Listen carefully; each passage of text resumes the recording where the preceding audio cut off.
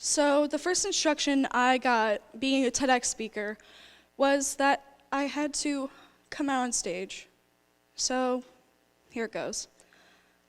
I'm really, really gay.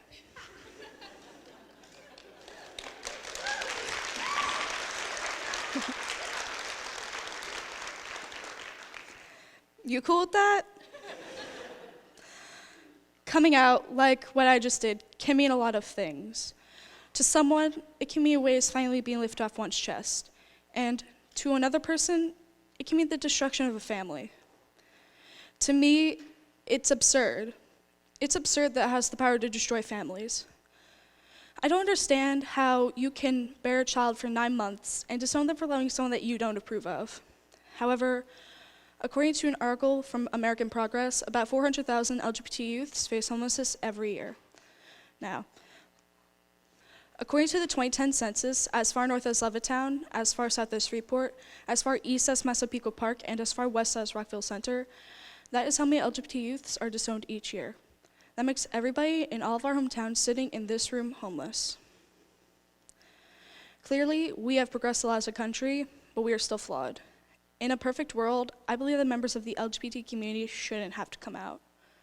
We should all be able to coexist in our own little bubbles and gladly do our own things.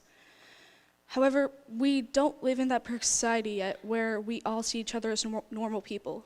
We have to go on this rite of passage to slowly tell everyone we love about our sexual urges or lack thereof.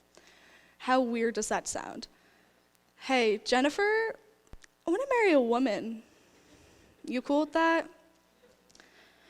No one should have to gain approval from anyone about how to live their own lives. And I feel like that's the essence of coming out. Because we always wind up attaching, you cool with that, at the end of most of our coming out speeches. I also think, though, that we are finally starting to accept ourselves during the process of coming out, and it's also so relieving when you're finally out to everyone that you know. It's like the weight of the world has finally been lifted off your chest. Unfortunately, we don't live in that perfect world where no one has to come out. We do have to come out eventually. I'm not claiming to be professional, but I have come out before. In fact, I did 3 minutes ago and 3 years ago. So, to anyone that is lost out there, you're not alone. You have confidence in me and in many other people in the LGBT community. So, to those lost souls, I want to give you some advice or some small baby steps you can take along the journey to coming out. Interpret it in any way that helps you the most. Step 1. Realize that you might not be who you thought you once were or who you once painted as. For some, this step can take the longest. For me, it took about 11 years to realize that I liked girls. Think about that. I went 11 years of my life without a single gay thought. It was truly terrifying. Once you find out who you are, there's so many emotions running rampant. You're happy because you discovered what the hell was wrong with you, but you're also scared because you wonder what everyone would think, and with that, you become so overwhelmed. You might also start to feel depressed because you feel like you can't find anyone, and paranoid that someone might be able to see through you, and you feel enclosed and isolated. With all of these feelings came the most depressing part of my life. I was just starting middle school, and I didn't know the people around me well. What a great time to have an identity crisis when you feel like you can't confide in anyone, right?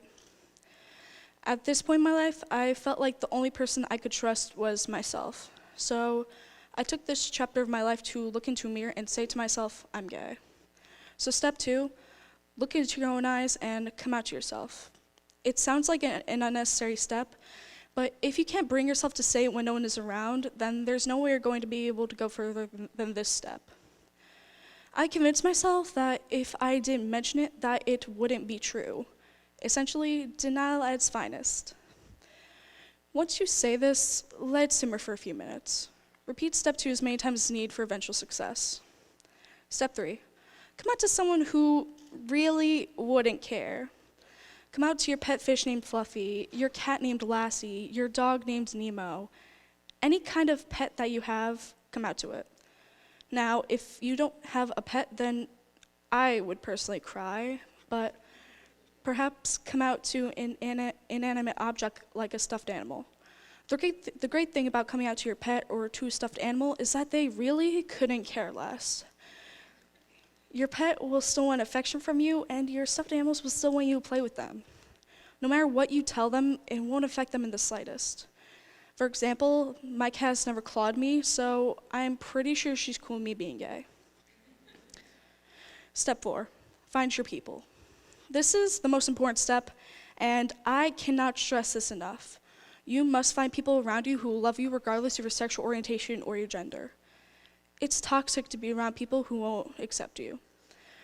Get away from those people if possible, and surround yourself with new people if necessary. These people will be there for you when you need to have a good cry.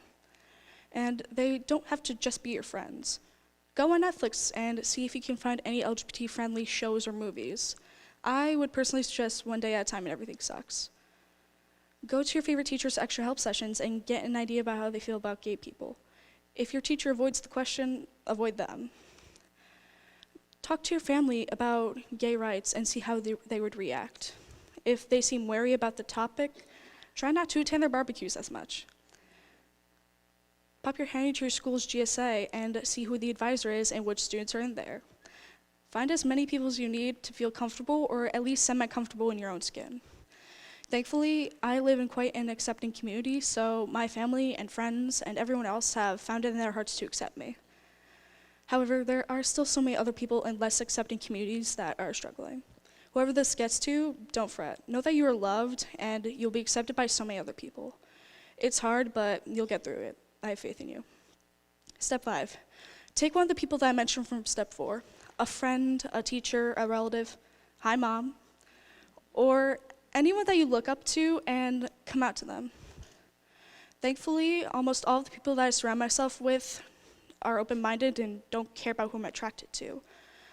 However, I still struggled with admitting it though, because humans have something that no other species has, the ability to judge. Even though I made this seem like an easy 5-step process, it really isn't. In a chocolate cake recipe, along with the steps on how to make it, it tells you how much time to spend on each step.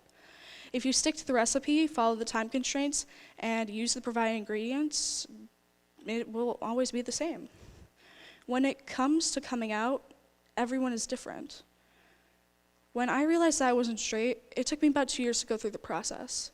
It might take someone else 20 years because everyone is different and the recipe needs to be adjusted for others. Once you finally come out for the first time, it slowly starts to get easier. I had no trouble coming out to all of you because I've had a lot of practice. So yes, the awkward coming out conversations can be worth it in the end. So take a deep breath, do everything at your own pace. Life will give you time to breathe. Thank you.